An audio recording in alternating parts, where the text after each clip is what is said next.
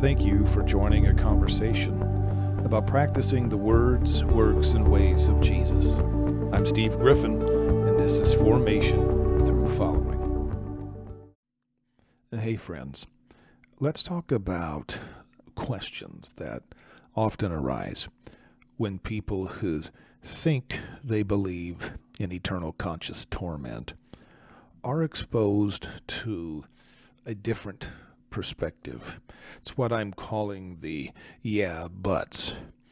And the first yeah but is this. Doesn't Jesus talk about hell? Well, of course he does. And hell in the mouth of Jesus in the Gospels is most often the Greek term Gehenna. Gehenna at the time of Christ had a horrible past. The Valley of Hinnom. And this was a place where Israelites offered their children as sacrifices to Molech. And the Gehenna of Jesus' day was a refuse dump. William Barclay writes of Gehenna that it was a foul, unclean place where loathsome worms bred on the refuse, and which smoked and smoldered at all times like some vast incinerator. So, Gehenna in the Jewish mind was a vivid symbol of judgment. And there are three other words in the Bible that the King James Version just simply renders as hell. In the Old Testament, there's the term Sheol, and just, a place of the dead is what that means. Another Greek word in the New Testament, and it appears only one time in 2 Peter, is the word Tartarus. And interestingly enough, Tartarus is taken from ancient Greek mythology. It is a pit beneath Hades where monsters and gods are banished. The Titans, if you will. And then there's a third term, Hades, in the New Testament. And that's basically the equivalent of Sheol, that it is the place of the dead. So I think it would be helpful for us to recall that one word in the King James hell is actually different terms, maybe four different terms that would have been used by the ancient authors. We might also have the yeah but of forever. Doesn't the Bible say, that punishment is forever, and then the reward is eternal life, and things like that? And, well, that's true insofar as it goes. In the Bible, the term forever doesn't necessarily mean infinite. You and I, we have the idea of forever as being just the geometric line. It's infinite, never ending.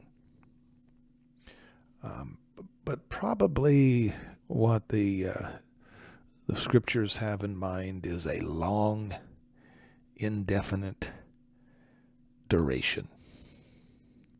Also, I think very importantly, it may be referring to until something reaches its purpose. And I think it's also important to realize that, the ancients probably are thinking about time not so much as linear, like you and I, a timeline like you and I do, but they're thinking about it as a circularity. It's cyclical, it's circular. And that kind of changes the nuance of things, doesn't it?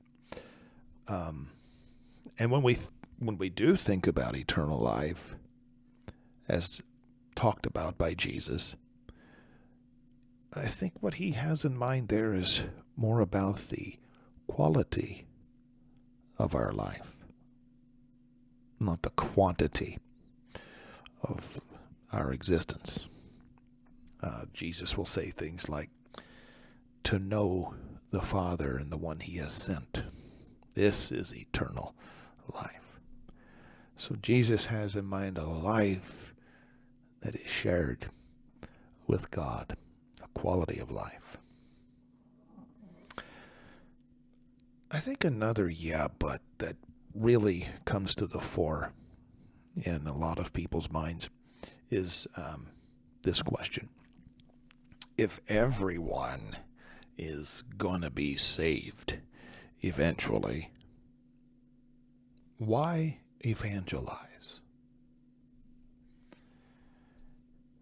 Well, salvation is more than, not less than, fire insurance for when you die. This world, the one you and I are presently in, this world needs Jesus. We desperately need Jesus. We evangelize and we tell people the good news of Christ because we need him. We need him while we live, not just after we die. We're called to love our neighbor. We don't want people to live their lives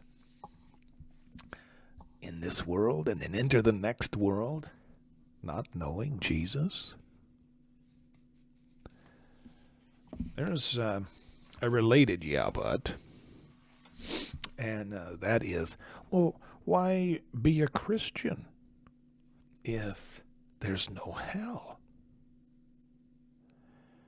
And forgive me, loved one, but I want to answer that question with a question. Have you ever met Jesus?